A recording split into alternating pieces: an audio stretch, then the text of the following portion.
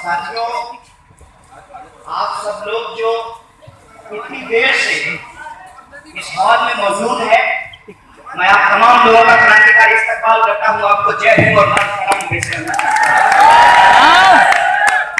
दोस्तों, जब मैं आ रहा था यहाँ के लिए अहमदाबाद, तो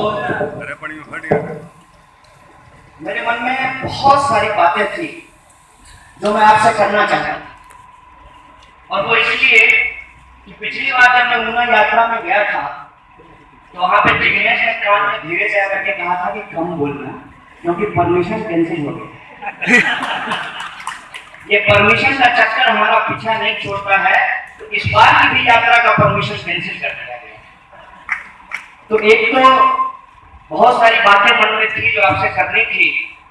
दूसरा, कल की जो दर्दनाक घटना घटी है अमरनाथ यात्रा के दौरान, यात्रियों के ऊपर जो हमले हुए हैं, उसकी वजह से मन इतना व्यथित हुआ कि मन किया कि इस बार जब आप लोगों से बातचीत करूंगा, इन बेकार के फजूल के लोगों के बारे में कोई चर्चा नहीं करूंगा। लेकिन स्थिति यह है कि उस दर्दनाक घटना की आप जितनी भी निंदा करें, जितनी भी भर्त्सना करें, वो कम है। और किस तरीके की परिस्थिति पैदा की गई है। मैं गृह मंत्री तो हूं नहीं कि कड़ी निंदा करके चुप हो जाऊं। मैं बीजेपी का मंत्री हूं, कह दूं कि कठोर कार्रवाई की जाएगी।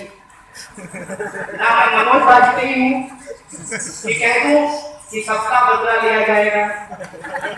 न देश में गैंग्स का वासेपुर चल रहा है कि सबका बदला लेगा न मेरा फैजल।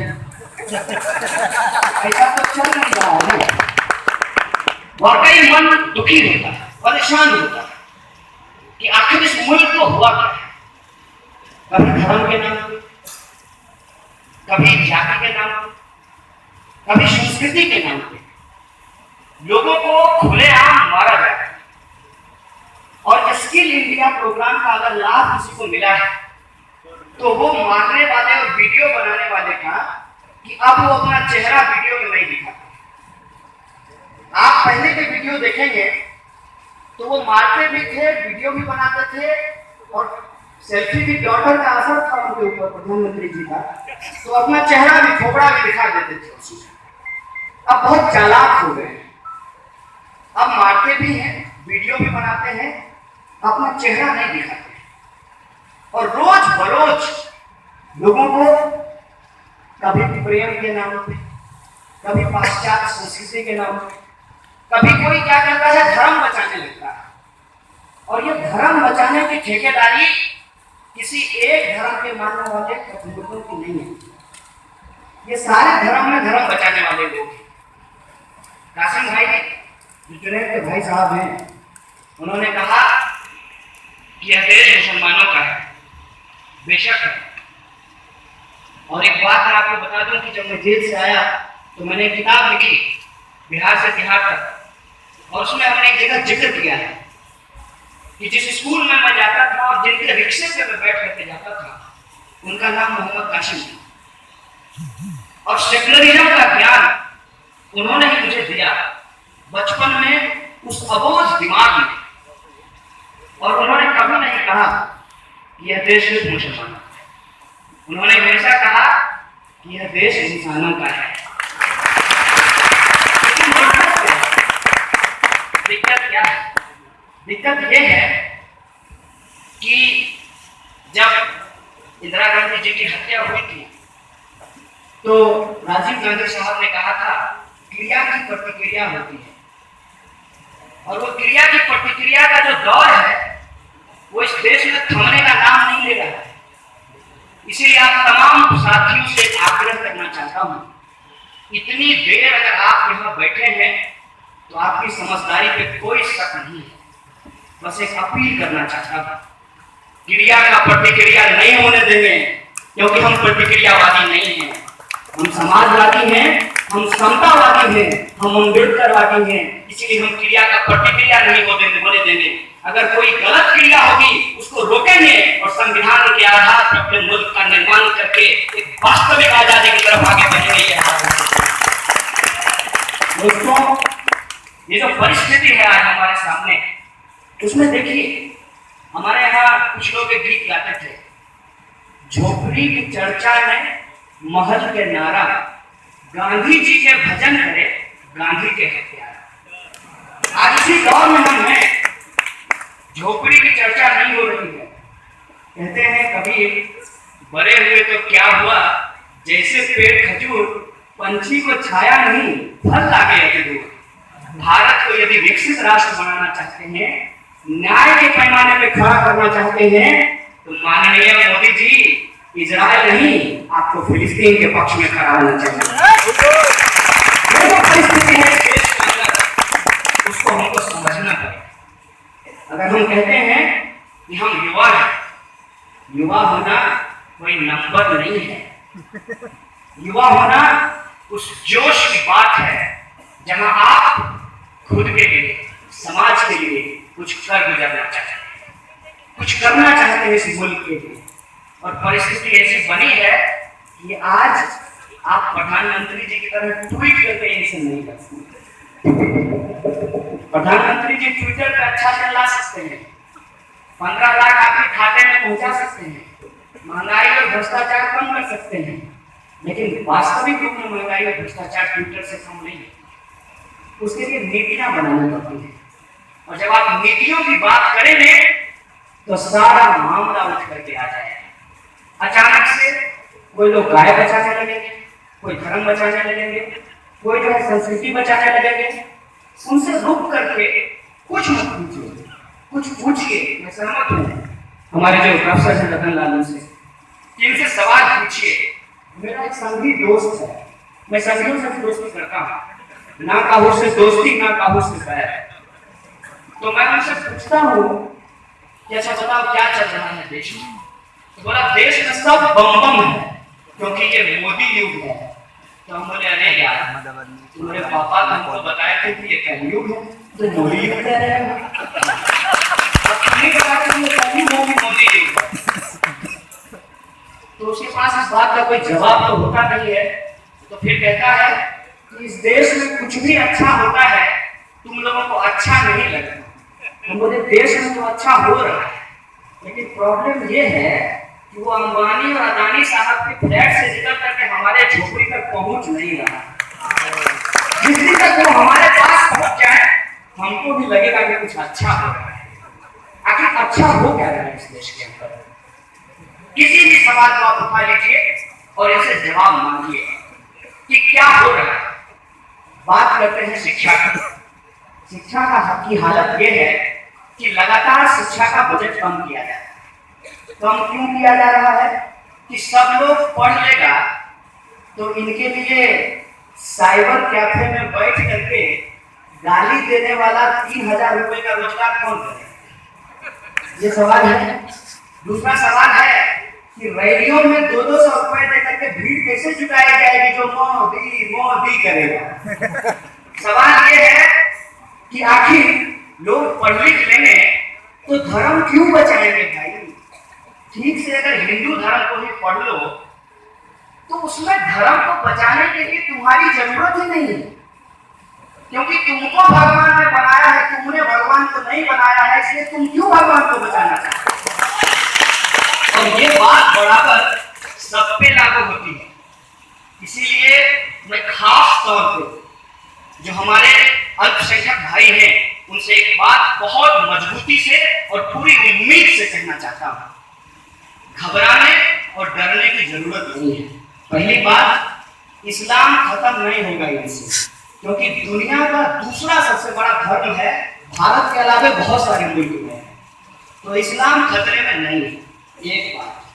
दूसरी बात कि ये जर्मनी नहीं है, भारत है, जिसकी आबादी 125 करोड़ है, और इस आबादी में जिनके ऊपर आज हमला किया जा रहा है बेशक वो खतरे में है, उनको दिक्कत है, लेकिन एक बात याद रखिएगा, ना ये हिटलर है ना ये जर्मनी है। ये हिटलर होने की कोशिश जरूर कर रहे हैं, लेकिन अगर ये हिटलर बन भी जाए तो इस देश का मुसलमान यहूदी नहीं है। ये बात मैं इसलिए कह रहा हूं और पूरी जिम्मेदारी से ये बात नहीं कह रहा हूं कि इस देश के मुसलमान एयर कंडीशन में बैठ करके सिर्फ आर्टिकल नहीं लिखते हैं। इसीलिए जब मैंने अपनी किताब लिखी तो हमने जिक्र किया कि मैं जिनके रिक्शे पे बैठ करके जाता था उनका नाम मोहम्मद कासिम है। जिस दिन उनका विश्वास इस मुल्क पर से उठ जाएगा, याद रखिएगा, जो आप जोर जोर से जय लगा रहे हैं फेसबुक और ट्विटर पे, वो सीधे विवाद भाग रहेंगे, वो रोड पे आपको लड़ते हुए नजर नहीं आएंगे। इसीलिए ये हमारी जिम्मेवारी है कि इस विश्वास को बना करके रखा जाए। ये मुल्क किसी के पिताजी का नहीं है, जितना हिंदुओं का है उतना ही मुसलमानों का है, और जितना मुसलमानों का है उतना ही सिखों का है, जितना सिखों का है उतना ही ईसाइयों का है, उतना ही जैनियों, बुद्धिस्टों, पारसियों, इन तमाम लोगों का है जो किसी भी धर्म को नहीं मानते हैं। इसकी इजाजत यह संविधान हमको देता है। इसीलिए धर्म के नाम पे लोगों को बांटने की जो साजिश है उसको सिरे से खारिज कीजिए और कहिए अल्लाह ने हमको बनाया या राम ने हमको बनाया। किसने हमको बनाया ये ऊपर वाला जाने। जब उसने हमको बनाया है तो उसको हमको नहीं बचाना है, हमको खुद को बचाना है और आने वाली पीढ़ी को बचाना है। ये सवाल है हमारे सामने, और इस सवाल पे अगर बात होगी तब मसला होगा मुद्दे का, तब निंदा, कठोर निंदा, इस पे चर्चा नहीं होगी। तब सवाल होगा मुद्दे का कि आतंकवादी घटना क्यों होता है, समाज के अंदर सांप्रदायिकता का जहर क्यों फैलाया जाता है, जाति के आधार पर लोगों का शोषण 21वीं सदी में भी क्यों हो रहा है। कभी कभी आश्चर्य नहीं लगता है क्या? हम लोग मोबाइल का इस्तेमाल करते हैं, पंखे का इस्तेमाल करते हैं। बताइए ये जो पंखा आपके पीछे चल रहा है वो पंखा कह रहा है कि भाई ब्राह्मण लोग सब हट जाओ, हम खाली दलित को हवा देंगे। ये कह रहा है कि भाई खाली ब्राह्मण बैठो, हम जो है ब्राह्मण को हवा देते हैं दलित को हवा नहीं देंगे। ऐसा कह रहा है क्या? साइंस तो ऐसा नहीं कहता है। जिस मोबाइल का आप इस्तेमाल करते हैं वो भी ऐसा नहीं करता है। तो फिर उसी साइंस का इस्तेमाल करके हमारे दिमाग में पूरा कचरा क्यों डाला जाता है, इस सवाल को आज पहचानने की जरूरत है। और वो इसलिए डाला जाता है कि जिग्नेश भाई ने कहा कि गुजरात में जमीन कागज पे बांटी गई है। मेरे दोस्त, गुजरात ही नहीं बहुत सारे राज्यों में जमीन कागज पे ही बांटी गई है। और कागज पे सिर्फ जमीन ही नहीं बांटी जाती है, कागज पे कंबल बांटा जाता है, नौकरी बांटा जाता है, भ्रष्टाचार को खत्म करने की योजना बांटी जाती है, मनरेगा बांटा जाता है, पता नहीं क्या क्या कागज पे बांट दिया जाता है। और बांटने और बेचने में ओ भाई साहब, ईमानदारी से बोलता हूँ, इसमें कोई क्रिटिसिज्म नहीं है। प्लीज प्रधानमंत्री के साथ इसको मत जोड़िए, गुजरातियों का कोई जोड़ नहीं। गुजरात का ढोकला भाई साहब पूरे देश में पॉपुलर है, लेकिन एक बात है, गुजराती ढोकला चाहिए, गुजराती जुमला नहीं चाहिए। ये गुजराती जुमला बंद, क्योंकि यहाँ आकर के हमने देख लिया कि कितना गुजरात वाइब्रेट है और कितना जो है यहाँ के लोग वाइब्रेशन में है। सारा वाइब्रेशन जो है, मैं जब आया था एयरपोर्ट पे, टिकट भेजा है आप लोगों ने, एयरपोर्ट पे पहुंचा तो वहां पे आप लोग भी अगर कभी मौका मिले सरकार से गुजारिश कीजिएगा कि कभी हम लोग एयरपोर्ट दिखा ही दो बाहर से। जैसे बुलेट ट्रेन को हम लोग फेसबुक के वीडियो पे देखते हैं, आज तक उसका पटरी बिछी नहीं है, बुलेट ट्रेन चली नहीं है, लेकिन उसको हम लोग देख करके खुश होते हैं कि बुलेट ट्रेन चलेगा, उस पर बैठ करके हम लोग अयोध्या जाएंगे और राम के ऊपर जो है एक लोटा गंगा जल चढ़ाएंगे। तो देख रहे हैं हम लोग। तो जब एयरपोर्ट के अंदर था मैं, तो 6 चार्टर प्लेन वहां लगा हुआ था। चार्टर कहने का मतलब कि निजी विमान, मैंने एयर इंडिया वाला नहीं, उनका अपना। और उस 6 में से 4 के ऊपर अदानी लिखा हुआ। हम बोले देखिए कितना वाइब्रेंट गुजरात है। सारा वाइब्रेशन जो है एक आदमी के पास पहुंच गया है। ये रियलिटी हमको नजर आई। और उसके बाद जब मैं थोड़ा ऊपर था तो जो लोग हवाई जहाज पर तो नहीं चढ़ता ना, ज्यादातर टाइम वो खिड़की में ही लटका रहता है, हालांकि कुछ दिखता नहीं है लेकिन लटका रहता है। तो मैं भी लटक करके देख रहा था। तो अहमदाबाद शहर के ऊपर जब था तो बड़ी खूबसूरत लग रही थी ये शहर। पता है ज्यों नजदीक आते गए बड़े बड़े गड्ढे दिखने शुरू हो गए। अच्छा यही गुजरात मॉडल है। तो मछली पालन अगर बिहार की सड़कों पे हो सकता है मोदी जी, तो अहमदाबाद की सड़कें भी कम नहीं है। तो ये गुजरात मॉडल की रियलिटी हम लोग आकर के देख लीजिए। तो फिर हम लोगों को लगा कि ये जो आप लोगों का बढ़िया जो एक प्रचारक है, कभी कभी हम लोग प्राइम मिनिस्टर को प्रचार मंत्री भी बोलते हैं, पीएम। तो ये जो प्रचार मंत्री है उस आदमी की क्वालिटी माननी पड़ेगी आपको। डीमोनेटाइजेशन कर लिया और कहा भाइयों बहनों देश के लिए 50 दिन कष्ट सहेंगे कि नहीं सहेंगे। जनता आगे में उनकी खड़ी हुई रहती ही है, इसको 500 रुपए देकर के वो बुलाते हैं, वो जोर से कहा सहेंगे सहेंगे। उसके बाद डीमोनेटाइजेशन हो गया। डीमोनेटाइजेशन के बाद 100 से ज्यादा लोग उसमें मर गए। और ये सवाल आज कोई नहीं पूछ रहा कि डीमोनेटाइजेशन के बाद कितना ब्लैक मनी आया, कितना ब्लैक मनी आया, ये सवाल कोई नहीं पूछ रहा। कितने चोर गुंडा बदमाश बेईमान उनको पकड़ करके जेल में डाला गया। अरे तो बढ़िया इंग्लैंड में बैठ करके क्रिकेट मैच देखे। क्या आदमी पकड़ा गया है, कितने लोग पकड़े गए हैं। ये भैया हम लोगों की स्थिति खराब है, बाइक को ठीक कर देते हैं।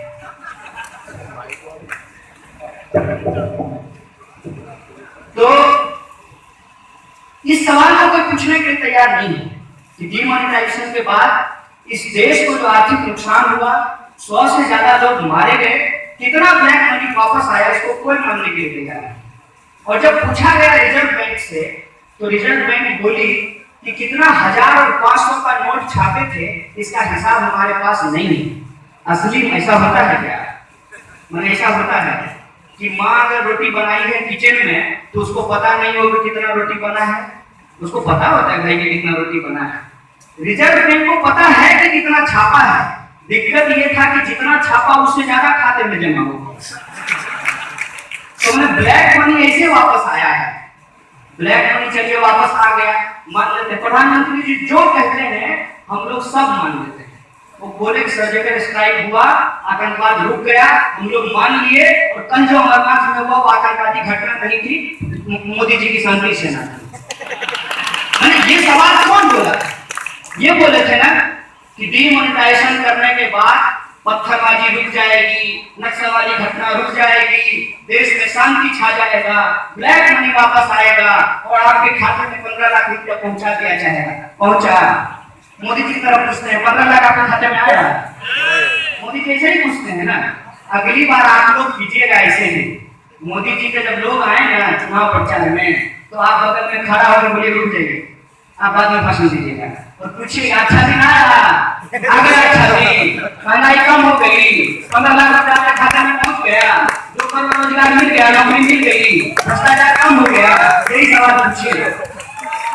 अभी गुजरात का चुनाव है तो अचानक से एजेंडा शिफ्ट कर दिए।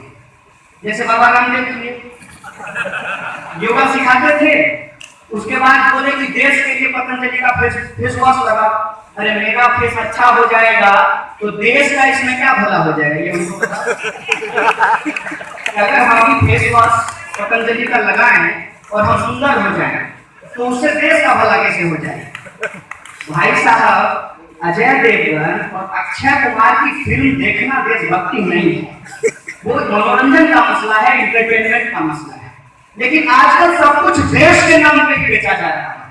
टाइल्स भी देश के नाम पे बेचा जाएगा, मोटरसाइकिल भी देश के नाम पे बेचा जाएगा, फेस वॉश से लेकर के बिस्कुट से लेकर के बोनाइल से लेकर के देसी घी तक सब कुछ देश के नाम पे बिक रहा है। तो सवाल ये है, जब सब कुछ देश के ही नाम पे बिक रहा है तो देश को बिकने से कौन बचाएगा? देश को बिगड़ने से बचाने की जिम्मेवारी आप तमाम लोगों को लेनी पड़ेगी और ये संकल्प लेना पड़ेगा कि कल की यात्रा जो मेहसाना से हम शुरू कर रहे हैं, ये कोई हमारी चुनावी तैयारी नहीं है। हम जौ से जाति होती है, जौ से जातिवाद होता है, तो जौ से जंग होता है। ये जंग है जातिवाद के खिलाफ। इस बात का संकल्प आप तमाम लोगों को लेना पड़ेगा। इसलिए जब हमारे डॉक्टर साहब ने कहा कि बागडोर आप लोगों को संभालनी पड़ेगी, तब हमने कहा बागडोर हमने संभाला है, लेकिन ये बागडोर संसद की नहीं, सड़क की है। सड़क से लेकर के संसद तक इस बागडोर को संभालेंगे, इसमें कोई दो राय नहीं है। लेकिन आज सवाल ये है कि सड़कों पे खड़ा होकर के सड़कों पर मारे जाने वाले लोगों के पक्ष में कौन खड़ा होता है, उसको तय करने की। और हमने तय किया है कि हम सड़कों पे खड़े होंगे और भीड़ के दौरान किसी की हत्या की जा रही है, यहाँ क्या हम नहीं होने देंगे। यह सवाल आज हमारे सामने है। तो इसीलिए कल की जो यात्रा है वो महज यात्रा नहीं है, पूरे देश को एक संदेशा है और ये गुजरात के लोगों को ये संदेशा भेजना पड़ेगा कि गुजरात का जो सच्चाई है, जो रियलिटी है, जो गुजरात मॉडल की रियलिटी है,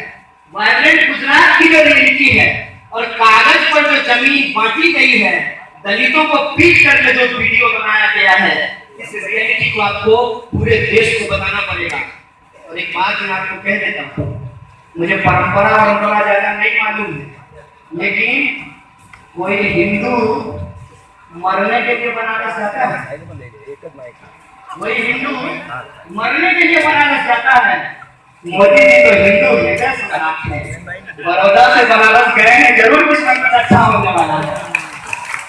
इसीलिए ये संदेश आप लोगों को पूरे देश को भेजना पड़ेगा कि हमने बीमारी आपको ट्रांसफर नहीं की है। यह बीमारी इतना एस्पिरेशनल है, इतना एस्पिरेशनल है कि सूट पे अपना ही नाम लिखवा लेता है। बताइए, ऐसा प्रधानमंत्री देखे हैं आप लोग? मैं अगर चलूं तो एक टोपी लगा लूं, उसके ऊपर लिखा है कंटिया के। ऐसे ही मेरा एक और संगी दोस्त, वो एक समय बोला तुम लोग किधर हो किधर? तुम बोले अच्छा, तुमको तो मालूम ही नहीं है तुम किधर। बोले मोदी जी शेर है शेर। तुमने कहा शेर को कभी सुना है कि अपने आप को कहे कि मैं शेर हूँ? तो बताओ, कभी ऐसा हुआ है कि तुम चिड़ियाघर गए हो और शेर आकर कहा हो कि मैं शेर हूँ? ये मोदी जी है जो कहते हैं कि मेरे पास 56 इंच का सीना है। अरे भाई साहब, ये तो ऐसा ही प्रचार है कि फेरन लवली लगाने से गोरेपन जैसा दिखा रहा।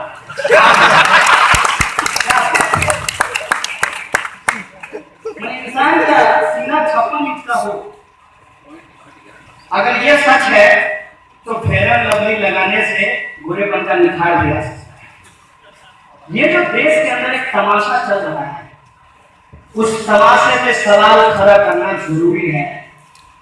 और ये सवाल घूम फिर करके वही आती है जिसको मैं बार बार कोट करता हूं, और वो सवाल है कि इस मुल्क को बाबा साहब भीमराव अंबेडकर के सपनों का मुल्क कैसे बनाया जाए। ये सवाल है कि इस मुल्क को भगत सिंह के सपनों का देश कैसे बनाया जाए। मैं इतनी देर से यहाँ खड़ा हूँ, बहुत सारे लोग बोले, मेरी इच्छा थी कि गुजराती में आकर के कोई कहे कि ये देश, ये मुल्क और ये गुजरात मोदी जी का नहीं, गांधी जी का है। मैं ये सुनना चाहता हूँ। मतभेद हो सकते हैं, मतभेद हो सकते हैं। और जब बाबा साहब भीमराव अंबेडकर और गांधी जी के बीच मतभेद थे, तो हमारे आपके बीच में मतभेद होगा तो क्या दिक्कत है? मतभेद का सम्मान करना, मतभेद को जगह देना, अल्पसंख्यक को बहुसंख्यकों के लिए, बहुसंख्यक को अल्पसंख्यकों के लिए जगह बनाना, यही लोकतंत्र है, यही डेमोक्रेसी है। बात और ये जो मत भिन्नता होती है, इस मत भिन्नता को रिस्पेक्ट करना जरूरी है। मत भिन्नता हो सकती है हमारी गांधी जी से, लेकिन देखिए कि इतना बड़ा व्यापार इस देश के अंदर किया गया, आतंकवाद, आतंकवादी। अरे सबसे पहला आतंकवादी इस देश का कौन है? आजाद भारत का? नाथूराम गोडसे जिसने गांधी की हत्या की, कोई इस बात को क्यों नहीं बोलता? जब नाथूराम गोडसे ने गांधी की हत्या की तो क्या इस देश के मुसलमानों ने कहा कि सारे के सारे हिंदू आतंकवादी हैं? तो जब ऑफिसर गुरु के ऊपर आरोप लगा कि उसने पार्लियामेंट पे अटैक किया तो तुम क्यों कहते हो कि सारे के सारे मुसलमान आतंकवादी हैं? सवाल और क्या डिजाइन तैयार किया? मैं अपनी संवेदना में जो लोग मारे गए, मैं चाहता था कि मैं उनके परिवार से जाकर के मिलूं, और ये बात हमने जिग्नेश से शेयर की कि जिग्नेश, हम गुजरात में हैं, हम चाहते हैं कि सूरत जाएं और वो जो लोग हैं उनके परिवार से मिलें, उनके साथ अपनी संवेदना व्यक्त करें। बोला कैसे जाओगे? वहां जो भीड़ आई है वो भीड़ उस मौत पे भी अपनी राजनीति करना चाहती है, उस मौत पे भी। समाज के अंदर किसी का खून बहाया जा रहा है, किसी को उसमें वोट नजर आ रहा है। भाई साहब, खून किसी का भी गिरे, रंग उसका लाल होता है। खून हम नहीं गिरने देंगे, चाहे वो हिंदू का हो या मुसलमान का, चाहे सिख का हो या ईसाई का, चाहे दलित का हो या ब्राह्मण का। हमको खून खराबा नहीं चाहिए। हमको समतामूलक समाज की जरूरत है। एक सवाल उठ करके खड़ा हो जाएगा कि ये जो आप समतामूलक समाज बनाना चाहते हैं, इसमें हिंसा तो होगी, हम नहीं मना करते, लेकिन याद रखिएगा कि शोषित लोग हिंसा नहीं करते हैं, हिंसा हमेशा शोषक करते हैं। इस बात को आपको याद रखना होगा। अगर आप शोषितों की एकता की बात करने वाले लोग हैं, आप अपने हक की बात करिए, हिंसा तो वो आपके ऊपर करते हैं। और आप देखिए कि हिंसा का क्या आलम है। इस देश के अंदर जितने लोग युद्ध में नहीं मारे जाते हैं, उससे ज्यादा लोग खेतों में आत्महत्या कर देते हैं। और मैं आपको आंकड़ा वहां की यूनिवर्सिटी में पढ़ने वाले विद्यार्थियों को कहानी बताऊंगी। बीटेक करने के बाद 5 लाख कम से कम औसत इस देश के अंदर हर साल बीटेक करते हैं। और कुल रोजगार कितना पैदा हुआ इस साल नहीं, पिछले साल 1,60,000। बताइए, जब इंजीनियर को जॉब नहीं मिलेगा तो इतिहास ऑनर्स को कौन नौकरी दे रहा है? वैसे भी इतिहास पढ़ने की क्या जरूरत है? अब जो मोदी जी कहते हैं वही इतिहास है, भले वो इतिहास में फेल कर गए हों। वैसे भी इतिहास पढ़ने की जरूरत है नहीं इनके हिसाब से। इनके हिसाब से तो पर्सनालिटी मैनेजमेंट बहुत जरूरी है कि मोदी जी का बाल घर से घुंघराला है कि नहीं है, टाई सीधा है कि नहीं है, इसके आधार पर नौकरी मिलेगी। तो इतिहास क्यों पढ़े, समाज विज्ञान क्यों पढ़े? और ठीक कह रहे थे वो मन संचालन वाला, सोशियोलॉजी को बंद करके कुछ दिन में सही में टेक्नोलॉजी शुरू कर दिया जाए, ऐसा माहौल देश के अंदर बनाया जाए। ऐसी परिस्थिति में जब रोजगार नहीं हो और धर्म के नाम पर एक आदमी आया, हमको बोला कि यार तुमको क्या है, तुम्हारा तो नाम कन्हैया है, हिंदू राष्ट्र बन जाएगा तो तुम तो नहीं लोगे। बोले सुनो, नाम तो मेरा जरूर कन्हैया है, लेकिन पाकिस्तान का टिकट जो है ना, सबसे पहले ये लोग तुम्हारा ही कटाते हैं। हर बात पे कहते हैं कि पाकिस्तान चले जाओ। अरे भाई क्यों चले जाएं? ट्रम्प का बर्थडे मनाते हो तुम, ट्रम्प से तुम मिल नहीं सकते हो, उसके कैलेंडर को केक खिलाता हुआ फोटो लगाता है। ट्रम्प का बर्थडे मनाओ तुम, बिरयानी खाओ तुम, सेल्फी खिंचाओ तुम, अब पाकिस्तान हम चले जाएं। बहुत बढ़िया बात है भाई, है ना? हम तो भाई इसी देश में पैदा हुए, यहीं पढ़े लिखे पले बढ़े। तुम तो IIT में पढ़ करके, अब माफ करना भाई साहब, तुम्हारा IIT भी जो है ना वो सब्सिडी और टैक्स के पैसे से ही चलता है, माफ करना। पढ़ने के बाद चले गए अमेरिका और वहां जाकर के तुम्हारा देशभक्ति उबाल मार रहा है? तो देशभक्ति का इतना उबाल मार रहा है तो आओ हमारे साथ, चलते हैं गुजरात के किसी सुदूर देहात में, पढ़ाते हैं बच्चों को इंजीनियरिंग, तब पता चलेगा कि देशभक्ति किसके अंदर है। ये राजू श्रीवास्तव की तरह देश में कॉमेडी करना बंद करो, ठीक है? और बेसिक सवाल पे बात करो कि इस देश की जनता ने अगर मैंडेट दिया तो किन सवालों पर मैंडेट दिया? वो क्या मैंडेट? वो मैंडेट था कि महंगाई कम की जाए, वो मैंडेट था कि 2 करोड़ रोजगार पैदा किया जाएगा, वो मैंडेट था कि भ्रष्टाचार कम होगा, वो मैंडेट था कि इस मुल्क के अंदर जो बेरोजगार नौजवान हैं, जो किसान हैं, उनको उनके फसल का दाम दिया जाएगा, महिलाओं पर अत्याचार रुकेगा। सच्चाई क्या है? इनके एमपी आजकल उनका भी बड़ा दर्द बसीर हाथ के लिए सीना फड़फड़ा रहा है। चाइल्ड ट्रैफिकिंग में पकड़े गए, हिंदी में बोले बच्चा चोर है ये लोग, बच्चा चोर, बच्चा छुड़ा करके बेचते हैं, यह है इनका धंधा। और ये जो पाकिस्तान जाने वाली बात है, उसमें तो हमने एक दिन से पूछा कि ध्रुव सक्सेना तुम्हारा, और संदीप शर्मा तुम्हारा, गोडसे तुम्हारा, सावरकर तुम्हारा, और पाकिस्तान हम लोग चले जाए। इस देश के अंदर पाकिस्तान को बनाने की बात करने वाला सबसे पहला व्यक्ति कौन था? मोदी जी को ये जरा टैग करके पूछिएगा, रिपीट करके। सावरकर के बहुत बड़े फैन हैं। सावरकर साहब थे जिन्होंने कहा कि इस मुल्क को दो हिस्से में बांटना चाहिए, और अंग्रेजी में इसके अंदर क्या कहा जाता है? Two nation theory. आजकल तो नया जनरेशन है ना मोदी जी का, मानिएगा कि गोलवलकर और सावरकर से आगे हैं भागवत जी, तो इनका आजकल मल्टी नेशन थ्योरी है। हो सकता है कि मुसलमानों के लिए अलग देश, दलितों के लिए अलग देश, पिछड़ों के लिए अलग देश, और आदिवासियों के लिए अलग देश बनाने का योजना है इसको। और जो इनका आजकल एक भारत श्रेष्ठ भारत, एक राष्ट्र एक टैक्स, उसके नाम पे जो भाई साहब जीएसटी का डंडा चला है।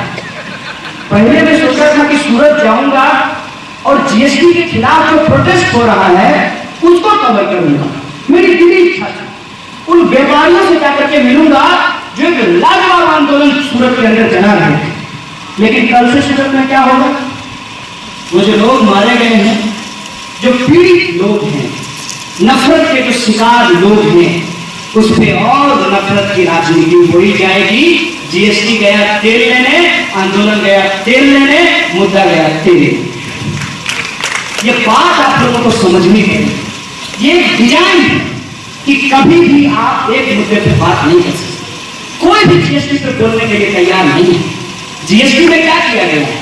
जीएसटी में यह कहा गया है कि जो आदमी धनवान है, मोटा मोटी बात करते हैं, जो आदमी धनवान है वो और धनवान हो जाए, और देश की सारी गरीबी, जो देश की सारी गरीबी है, सारी समस्या है, टैक्स का जो सारा बोझ है ना, उसको इस देश की गरीब जनता अपने कंधे पे उठाना। इनके लिए मैं तो कभी सोचता हूँ, एक तो इस मुल्क में सब लोगों को विस्पर इस्तेमाल करने का सौभाग्य नहीं है। आज भी मैं जहां से आता हूं, वहां महिलाएं जब उनको माहवारी होती है, और मैं इस बात को बोलना चाहता हूं पब्लिक प्लेटफॉर्म से, इस बात पे बात होनी जरूरी है, इसलिए बोलना चाहता हूं कि महिलाओं को जब माहवारी होती है तो उनके पास इस्तेमाल करने के लिए कपड़ा नहीं होता है, और जो कपड़ा वो इस्तेमाल करती हैं उसको धोती हैं, सुखाती हैं, फिर अगले महीने उसी का इस्तेमाल करती हैं। सबको विस्पर नहीं मिलता है, और ये बार बार जहां जाते हैं फोटो खिंचाने के लिए, इनको शर्म नहीं आती है। मैं तो सोचता हूं कि ये रात को सोते कैसे हैं। मेरे लिए ये सवाल, कनाडा, जर्मनी, अमेरिका, हर जगह घूमे, स्कूल में बच्चियों को फ्री में नैपकिन दिया जाता है, माहवारी पैड फ्री में दिया जाता है। जो देश अपनी महिलाओं को फ्री में माहवारी पैड नहीं दे सकता है, 2009 में जो है 2020 में विकसित भारत बनाएंगे। बंद करो ये बकवास है तुम्हारा, तुमसे कुछ नहीं होने वाला है, तुमसे कुछ नहीं होने वाला है, तुम सिर्फ जुमलेबाजी कर सकते हो। उस पर टैक्स बढ़ा दिया गया है। तमाम जो आपकी जरूरत की छोटी छोटी चीजें हैं, ब्लेड से लेकर के, रेजर से लेकर के, जूता से लेकर के, कलम तक, हर चीज पे जीएसटी को बढ़ा दिया गया है। छोड़ किसको दिया गया है? अंबानी को, अदानी को, टाटा जी को, जय श्री राम, जय श्री राम।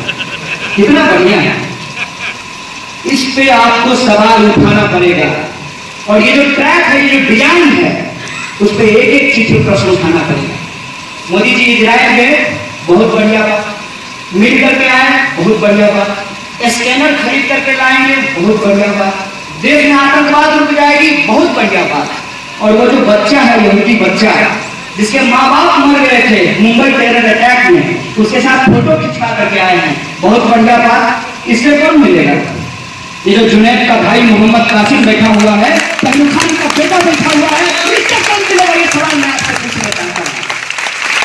ये तमाशा है। इस मुल्क को आप जाति और धर्म के नाम पे बर्बाद कर देना चाहते हैं। मोदी जी याद रखिएगा, आप कितना भारतीय हैं नहीं मालूम, हमारी रगों में रग रग में भारतीयता बसती है, आपको बर्बाद नहीं करने देंगे। और ये चैलेंज हम आपके सामने लेने के लिए तैयार हैं। बहुत बोले टैक्स का पैसा, ठीक है, पीएचडी 2-4 दिन में जमा कर लेंगे। आगे एक बार जो है आंदोलन में 2-2 हाथ हो जाए, आप हिंदू राष्ट्र बनाएंगे, हम इसको एक सेकुलर मुल्क बना करके रखते हैं, ये लड़ाई हम करने को तैयार हैं। इसलिए दोस्तों, मैं आप तमाम लोगों से अपील करना चाहता हूं कि आप गंभीर लोग हैं, क्योंकि इतनी देर बिना पैसा का हम लोग बिजनेस पैसा चाहिए हो गया है लोगों को, इतने देर बैठे हुए हैं ना। आप अपना पैसा खर्च करके, अपना समय खर्च करके, हम जैसे नौसिखियों का, मुझे बहुत ज्ञान नहीं है हम लोगों के पास, गलती करते हैं सीखते हैं, हम नौसिखियों को अगर आप सुन रहे हैं, मतलब आप इस देश की, इस मुल्क की चिंता कर रहे हैं, आप इस देश को, इस मुल्क को बचाने वाले हैं। इसीलिए आपको प्रतिक्रिया में जाने की जरूरत नहीं है। उवैसी साहब हैं, उनको प्रतिक्रिया देने दीजिए, वो प्रतिक्रिया दें, इधर से तोगरिया, उधर से उवैसी साहब, और इन दोनों को बुला करके कहिए कि सुनिए ना, हमारा धर्म आपके भरोसे नहीं है, और हमारे अल्लाह जो है ना वो आपसे बहुत ज्यादा ताकतवर है, ठीक है। और हम अल्लाह के सच्चे बंदे हैं तो हमेशा इंसानियत के पक्ष में खड़े होंगे, मानवता की खून बहाने वालों के साथ नहीं खड़े होंगे। अब तोगरिया को भी कहिएगा कि सुनो ना, हिंदू राष्ट्र बनाओगे, अपनी बेटियों को तो प्रेम करने से रोक नहीं पाए, और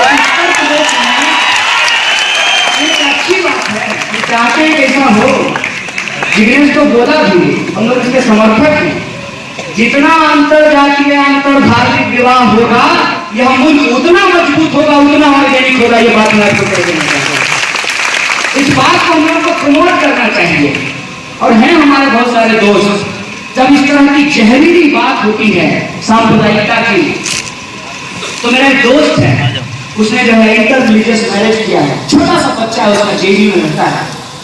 यही 20 की बात हो रही थी, तो धीरे से आकर के कहता है, अंकल मैं हिंदू हूँ कि मुसलमान? बोले बेटा तुम इंसान हो, तुम इंसान ही बने रहो, हिंदू मुसलमान लोगों को बोले। ये जो स्थिति है मुल्क के अंदर, इसकी रिस्पॉन्सिबिलिटी हम लोगों को लेनी है, और हम प्रतिक्रिया में नहीं जाएंगे। हमारे पास, मैं बार बार कहता हूँ, एक प्रोग्राम है, और वो प्रोग्राम क्या है? वो प्रोग्राम ये है कि कागज पर जो जमीन बांटी गई है उसको जमीन पे उतारना है। कागज पर जो जमीन बांटी गई है उसको जमीन पर उतारना है, और जो बाबा साहब के सपने हैं उसको हकीकत में बदलना है। ये जिम्मेवारी लोगों को लेनी है। और संविधान की प्रस्तावना का एक एक शब्द, जब हम कहते हैं we the people of India, हम भारत के लोग, तब हम नहीं कहते हैं कि हम भारत के ब्राह्मण, हम भारत के दलित, हम भारत के पिछड़े, हम भारत के मुसलमान, नहीं, हम भारत के लोग। और वो सारे लोग जो मानवता में विश्वास करते हैं, उनको संविधान की प्रस्तावना के एक एक शब्द के लिए, उसको हकीकत में बदलने के लिए, उसको जमीन पे उतारने के लिए अपने खून का एक एक कतरा बहा देने के लिए तैयार होना पड़ेगा। इसीलिए दोस्तों, आप सब लोगों से एकमात्र अपील है कि कहते हैं वो भावना ही क्या जो किसी और के भड़काने से भड़क जाए, वो मोहब्बत ही क्या जो किसी के आंख दिखाने से कम हो जाए। तो ना हमारी मोहब्बत आपके भरोसे है कि आप कहिएगा कि सुनिए ना जरा भारत माता की जय बोल दीजिए। अरे हमको मन होगा तो हम भारत माता की जय बोलेंगे, भारत के पिता की जय बोलेंगे, भारत के तमाम लोगों की जय बोलेंगे, लेकिन तुम पूछने वाले कौन होते हो? तुम कौन होते हो हमारी देशभक्ति को मापने वाले? एक बोला नहीं बताओ, अगर आप करते हैं तो क्यों नहीं करेंगे? बोला एक बात बताओ, तुम अपनी जो है बहन से प्यार करते हो? बोला हाँ। बोले जा करके दिखाओ, करके दिखाओ। हम प्यार करते हैं अपनी माँ से, हम प्यार करते हैं अपनी मिट्टी से, तुमको क्यों करके दिखाएं? बे ये हमारा प्रेम है, ये हम जानते हैं, हम तुमको बताने के लिए ये जो बात है, इस बात से एक बात निकलती है कि ये जो हमारा लक्ष्य है कि सबको जमीन मिले, उसको अगर नारे में तब्दील करें तो हम ये कह सकते हैं, सबको शिक्षा सबको काम, मजदूरों को मजदूरी, किसानों को फसलों का काम, और हम वो तमाम लोग, हमारा रंग रूप भाषा कुछ भी हो, हम सबका आत्मसम्मान, इसके लिए हम लोगों को एकजुट होना पड़ेगा, सड़क पे उतरना पड़ेगा। और कहते हैं कि उनकी लाठी एक है, हमारी पीठ अलग अलग है। उनकी लाठी एक रहने देते हैं, अपनी पीठ को एक कर लेते हैं, फिर देखते हैं कि पीठ टूटता है कि लाठी टूटती है। आप अपनी पीठ को एक कर लीजिए, लाठी टूटेगी। और एक साथी ने कहा कि ये नौजवान जो है मुट्ठी भींचे हुए नजर आते हैं, पता नहीं कहां पड़ेगा। साहब बेफिक्र रहिए, ये न्याय की मुट्ठी है, अन्याय पे पड़ेगा। इन्हीं शब्दों के साथ अपनी बात को खत्म करना चाहता हूं। शुक्रिया।